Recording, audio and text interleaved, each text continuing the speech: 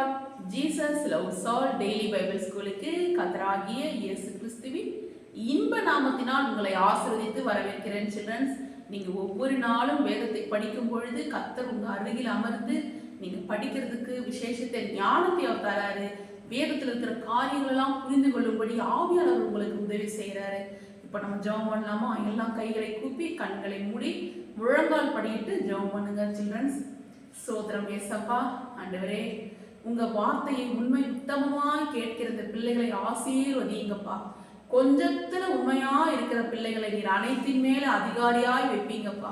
ஆண்டவரே, இந்த daily Bible ஸ்கூல்ல கலந்து கொள்கிற பிள்ளைகள் தான் கிளாஸ்ல லீடரா இருக்கணும் ஆண்டவரே, டாப்பா இருக்கணும் ஆண்டவரே, உயர்ந்த இடத்துல இருக்கணும் ஆண்டவரே. கர்த்தரை நம்புகிறவனும் உயர்ந்த அடைக்கலத்தில் வைக்கப்படுவான்ற வார்த்தைக்கேற்ப ஒவ்வொரு பிள்ளைகளும் பெற்றெடுத்த உள்ளங்கள் மகிழும்படி ஞானமுள்ள பிள்ளைகளா நடந்து உயர்ந்த அடைக்கலத்தில் வைக்கப்படணும் ஆண்டவரே. தாய் தந்தையர் சொல்லணும், பிள்ளைங்க டெய்லி பைபிள் ஸ்கூல்ல கலந்து கொண்டாங்க, அந்த வேத வார்த்தைகள் சத்தியம் பிள்ளை இருதயத்துல ஆழமாய் பதிந்திருக்கிறது. அந்த வார்த்தை ஒரு நாளும் வெறுமையாய் திரும்பாது 100 மடங்கு பலனை எங்களை காண செய்ததே என்று சொல்லி உண்மை நன்றி நிறைந்த உள்ளத்துல துதிக்கணும்ப்பா. பெற்றெடுத்த உள்ளங்கள்லாம் மகிழட்டும்ப்பா. உங்க கருத்துல பிள்ளைகளை ஒப்பு கொடுக்கிறேன். நீ முழு பொறுப்பெடுத்துக்கொண்டு பிள்ளைகளை வழி நடத்தும், ஆசீர்வதியும். இயேசு கிறிஸ்து நாமத்தினால் பிதாவே, ஆமென். மார்க்கு 6ஆம் அதிகாரம் 1ஆம் வசனம். அவர் அவ்விடம் விட்டு புறப்பட்டு தாம் வளர்ந்த ஊருக்கு வந்தார்.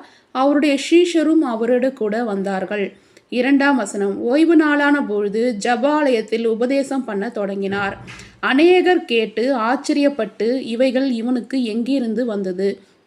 இவன் கைகளினால் இப்படிப்பட்ட பலத்த செய்கைகள் நடக்கும்படி இவனுக்கு கொடுக்கப்பட்ட ஞானம் எப்படிப்பட்டது? 3ஆம் வசனம். இவன் தச்சன் அல்லவா? மரியாளுடைய குமாரன் அல்லவா? யாக்கோபு, யோசே, யூதா, சீமோன் என்பவர்களுக்கு சகோதரன் அல்லவா? இவன் சகோதரிகளும் இங்கே நம்மிடத்தில் இருக்கிறார்கள் அல்லவா என்று சொல்லி அவரை குறித்து இடர்தல் அடைந்தார்கள். 4ஆம் வசனம். இயேசு அவர்களை நோக்கி, தீர்க்கதரிசி ஒருவன் தன் ஊரிலும் தன் இனத்திலும் தன் வீட்டிலுமே அன்றி வேறெங்கும் கனவீனம் அடையான் என்றார். 5ஆம் வசனம். அங்கே அவர் சில நோயாளிகள் மேல் கைகளை வைத்து அவர்களை குணமாக்கினதே அன்றி வேறொரு அற்புதமும் செய்யக்கூடாமல். 6ஆம் வசனம். அவர்களுடைய அவிவிசுவாசத்தை குறித்து ஆச்சரியப்பட்டு கிராமங்களிலே சுற்றி திரிந்து உபதேசம் பண்ணினார். 7ஆம் வசனம். அவர் 12 அழைத்து அசுத்த ஆவிகளை துரத்த அவர்களுக்கு அதிகாரம் கொடுத்து. 8ஆம் வசனம். வழிக்கு பையையாகிலும் அப்பத்தையாகிலும் கச்சையில் காசையாகிலும் எடுத்துக்கொண்டு போகாமலும் ஒரு தடியை மாத்திரம் எடுத்துக்கொண்டு போகவும். 9ஆம் வசனம். பாதரட்சைகளை போட்டுக்கொண்டு போகவும் 2 அங்கிகளை தரியாதிருக்கவும் கட்டளையிட்டார். 10ஆம் வசனம். பின்பு அவர்களை நோக்கி, நீங்கள் எங்கே ஆகிலும் ஒரு வீட்டில் பிரவேசித்தால் அவ்விடத்தை விட்டு புறப்படுகிற வரைக்கும் அங்கு தானே தங்கியிருங்கள். 11ஆம் வசனம். எவர்களாகிலும் உங்களை ஏற்றுக்கொள்ளாமலும் உங்கள் வசனங்களை கேளாமலும் இருந்தால் நீங்கள் அவ்விடம் விட்டு புறப்படும் பொழுது அவர்களுக்கு சாட்சியாக உங்கள் கால்களின் கீழே படிந்த தூசியை உதறி போடுங்கள். நியாய தீர்ப்பு நாளிலே அந்த பட்டணத்துக்கு நேரிடுவதை பார்க்கிலும் சோதாம் குமாரா பட்டணத்துக்கு நேரிடுவது லகுவாயிருக்கும் என்று மெய்யாகவே உங்களுக்கு சொல்லுகிறேன் என்று சொல்லி அவர்களை 2 பேராக அனுப்பினார். 12ஆம் வசனம். அவர்கள் புறப்பட்டு போய் மனம் திரும்புங்கள் என்று பிரசங்கித்து. 13ஆம் வசனம். அநேக பிசாசுகளை துரத்தி அநேகம் நோயாளிகளை எண்ணெய் பூசி சொஸ்தமாக்கினார்கள். 14ஆம் வசனம். அவருடைய பேர் பிரசித்தமானபடியினால் ஏரோது ராஜா அவரை குறித்து கேள்விப்பட்டு, யோவான் ஸ்நானன் மரித்தோரிலிருந்து எழுந்தான், ஆகையால் அவனிடத்தில் இந்த பலத்த செய்கைகள் விளங்குகிறது என்றான். 15ஆம் வசனம். சிலர் அவர் எலியா என்றார்கள். வேறு சிலர் அவர் ஒரு தீர்க்கதரிசி அல்லது தீர்க்கதரிசிகளில் ஒருவனை போல் இருக்கிறான் என்று சொன்னார்கள். 16ஆம் வசனம். ஏரோது அதை கேட்டபொழுது, அவன் நான் சிரசேதம் பண்ணின யோவான் தான், அவன் மரித்தோரிலிருந்து எழுந்தான் என்றான். 17ஆம் வசனம். ஏரோது தன் சகோதரனாகிய பிலிப்புவின் மனைவி எரோதியாளை தனக்கு மனைவியாக்கி கொண்டபொழுது 18ஆம் வசனம். யோவான் ஏரோதை நோக்கி, நீர் உம்முடைய சகோதரன் மனைவியை வைத்துக்கொள்வது நியாயமல்லவென்று சொன்னது நிமித்தம் ஏரோது சேவகரை அனுப்பி யோவானைப் பிடித்து கட்டி காவலில் வைத்திருந்தான். 19ஆம் வசனம். ஏரோதியாளும் அவனுக்கு சதி நினைத்து அவனைக் கொன்று போட மனதாயிருந்தாள். ஆகிலும் அவளால் கூடாமற் போயிற்று. 20ஆம் வசனம். அது என்ன என்றால், யோவான் நீதியும் பரிசுத்தம் உள்ளவர் என்று ஏரோது அறிந்து அவனுக்குப் பயந்து அவனைப் பாதுகாத்து அவன் யோசனையின்படி அநேக காரியங்களைச் செய்து விருப்பத்தோடே அவன் சொல்லைக் கேட்டு வந்தான். 21ஆம் வசனம். பின்பு சமயம் வாய்த்தது எப்படியென்றால், ஏரோது தன் ஜென்ம நாளிலே தன்னுடைய பிரபுக்களுக்கும் சேனாதிபதிகளுக்கும் கலிலேயா நாட்டின் பிரதான மனுஷருக்கும் ஒரு விருந்து பண்ணினபொழுது. 22ஆம் வசனம். ஏரோதியாளின் குமாரத்தி சபை நடுவே வந்து நடனம் பண்ணி ஏரோதுவையும் அவனோடு கூட பந்தியிருந்தவர்களையும் சந்தோஷப்படுத்தினாள். அப்பொழுது ராஜா சிறு பெண்ணை நோக்கி, உனக்கு வேண்டியதை என்னிடத்தில் கேள், அதை உனக்குத் தருவேன் என்று சொன்னதுமல்லாமல். 23ஆம் வசனம். நீ என்னிடத்தில் எதை கேட்டாலும் அது என் ராஜ்யத்தில் பாதியானாலும் அதை உனக்குத் தருவேன் என்று அவளுக்கு ஆணையும் இட்டான். 24ஆம் வசனம். அப்பொழுது அவள் வெளியே போய், நான் என்ன கேட்க வேண்டும் என்று தன் தாயினிடத்தில் கேட்டாள். அதற்கு அவள், யோவான் ஸ்நானனுடைய தலையைக் கேள் என்றாள். 25ஆம் வசனம். உடனே அவள் ராஜாவினிடத்தில் சீக்கிரமாய் வந்து, நீர் இப்பொழுதே ஒரு தாலந்தில் யோவான் ஸ்நானனுடைய தலையை எனக்குத் தர வேண்டும் என்று கேட்டாள். 26ஆம் வசனம். அப்பொழுது ராஜா மிகுந்த துக்கமடைந்தான். ஆகிலும் ஆணை நிமித்தமும் கூட்ட பந்தி இருக்கிறவர்கள் நிமித்தமும் அவளுக்கு அதை மறுக்க மனதில்லாமல். 27ஆம் வசனம். உடனே அவனுடைய தலையை கொண்டு வரும்படி சேவகனுக்கு கட்டளையிட்டு அனுப்பினான். 28ஆம் வசனம். அந்தப்படி அவன் போய் காவற்கூடத்திலே அவனை சிரசேதம் பண்ணி அவன் தலையை ஒரு தாலந்திலே கொண்டு வந்து அதை அந்த சிறு பெண்ணுக்கு கொடுத்தான். அந்த சிறு பெண் அதை தன் தாயினிடத்தில் கொடுத்தாள். 29ஆம் வசனம். அவனுடைய சீஷர்கள் அதை கேள்விப்பட்டு வந்து அவன் உடலை எடுத்து ஒரு கல்லறையிலே வைத்தார்கள். 30ஆம் வசனம். அப்பொழுது அப்போஸ்தலர் இயேசுவினிடத்தில் கூடி வந்து தாங்கள் செய்தவைகள் உபதேசித்தவைகள் யாவையும் அவருக்கு அறிவித்தார்கள். 31ஆம் வசனம். அவர் அவர்களை நோக்கி, வனாந்தரமான ஓரிடத்தில் தனித்து சற்றே இளைப்பாறும்படி போவோம் வாருங்கள் என்றார். ஏனெனில் வருகிறவர்களும் போகிறவர்களும் அநேகராய் இருந்தபடியினால் போஜனம் பண்ணுகிறதற்கும் அவர்களுக்கு சமயமில்லாதிருந்தது. 32ஆம் வசனம். அப்படியே அவர்கள் தனிமையாய் ஒரு படவில் ஏறி வனாந்தரமான ஓரிடத்திற்கு போனார்கள்.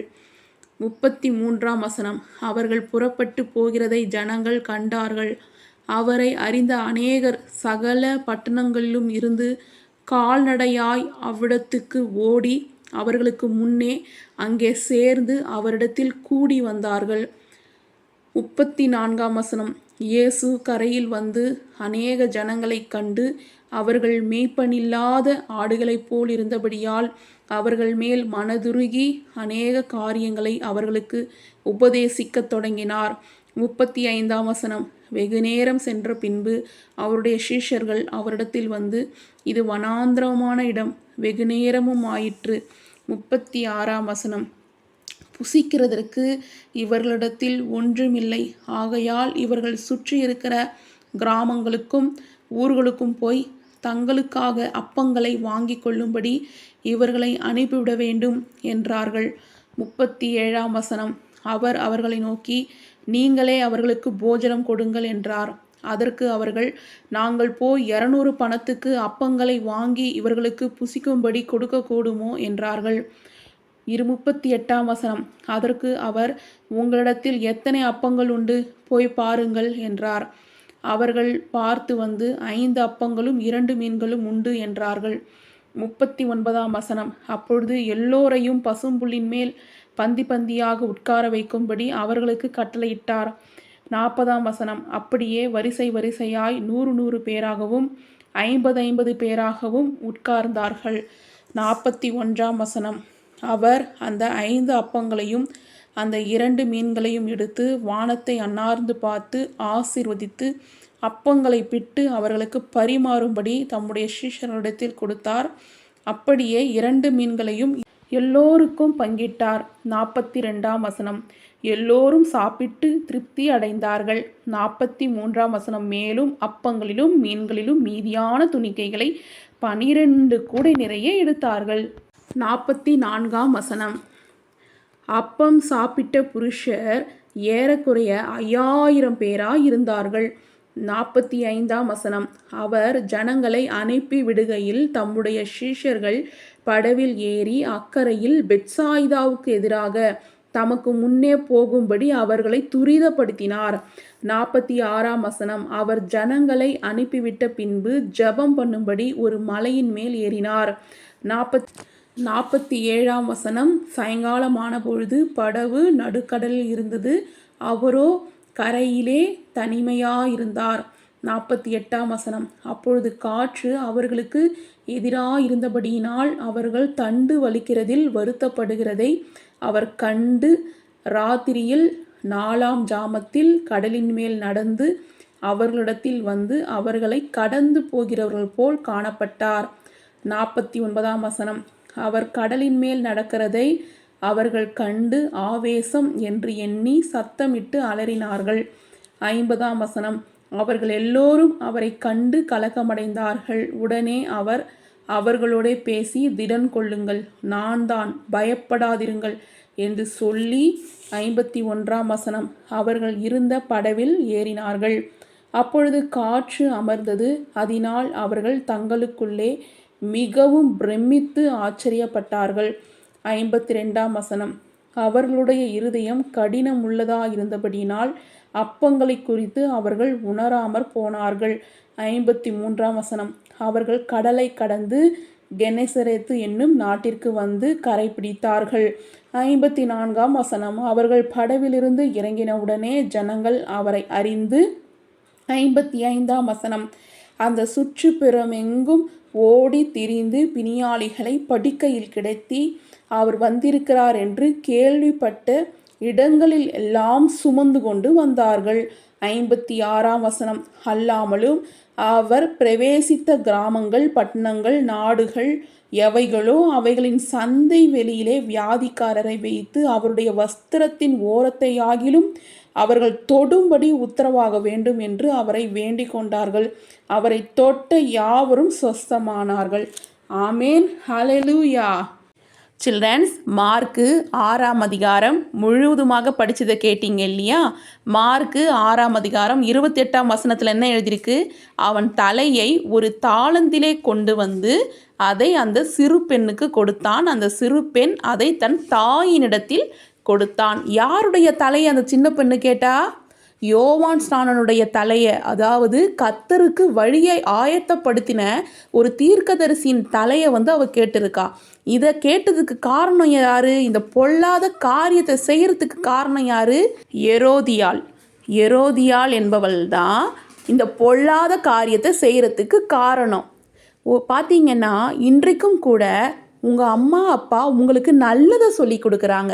ஸ்கூலுக்கு போங்க, நல்லா படிங்க, நல்லா படித்து உயர்ந்த இடத்துக்கு வாங்க அப்படின்னு உங்களுக்கு நல்லதை ஒவ்வொரு நாளும் சொல்லித்தராங்க.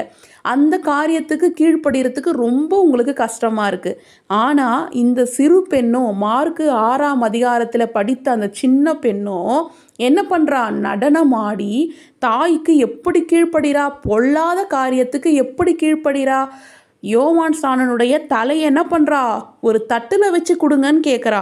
அவங்க அம்மா தட்டில் வச்சு கொடுங்கன்னு கேட்கல. ஆனால் இவன் என்ன பண்ணுறா? தட்டில் வச்சு கொடுங்க, யோவான் ஸ்நானன் தலையையே தட்டில் வச்சு கொடுங்கன்னு சொல்லி கேட்குறா. அப்போ எப்படி ஒரு பொல்லாத காரியத்துக்கு துணை போயிருக்கா? சில்ட்ரன்ஸ், பொல்லாத காரியத்துக்கு செய்வதற்கு அந்த சின்ன பெண்ணு அவங்க அம்மாவுக்கு கீழ்ப்படிஞ்சிருக்கிறா அப்படின்னா, நீங்கள் நல்ல காரியம் செய்வதற்கு உன் தாய் தந்தை தகப்பனுக்கு கீழ்ப்படுகிறதுக்கு தவறே இல்லை. சில்ட்ரன்ஸ், நீங்கள் எல்லா காரியத்துலேயும் உங்கள் மம்மி டாடி உங்களுக்கு நல்ல காரியம் சொல்லித்தராங்க, நீங்கள் நல்லா இருக்கணும்னு நினைக்கிறாங்க. அப்போ நல்ல காரியம் செய்வதற்கு நீங்கள் உங்கள் அம்மா அப்பாவுக்கு கீழ்ப்படியலாமே. கண்டிப்பாக நீங்கள் கீழ்ப்படிவீங்க சில்ட்ரன்ஸ். கர்த்தர் உங்களை ஆசீர்வதிப்பார். சில்ட்ரன்ஸ், இப்போ உங்களை கேள்வி கேட்கலாமா? 5000 பேர் சாப்பிட்டாங்க இல்லையா? ஏசப்பா பெருக பண்ண 5 அப்பம் 2 மீனையும் 5000 பேர் சாப்பிட்டாங்க. அப்போ அப்பமும் மீனும் எத்தனை துணிக்கைகள், மீதியான துணிக்கைகள் எத்தனை கூடை நிறைய எடுத்தார்கள்? சரியான விடைய ஆன்ட்டிக்கு எழுதி அனுப்புங்க சில்ட்ரன்ஸ். 10, 12, 18. சரியான விடையை எழுதி ஆன்ட்டிக்கு அனுப்புங்க சில்ட்ரன்ஸ்.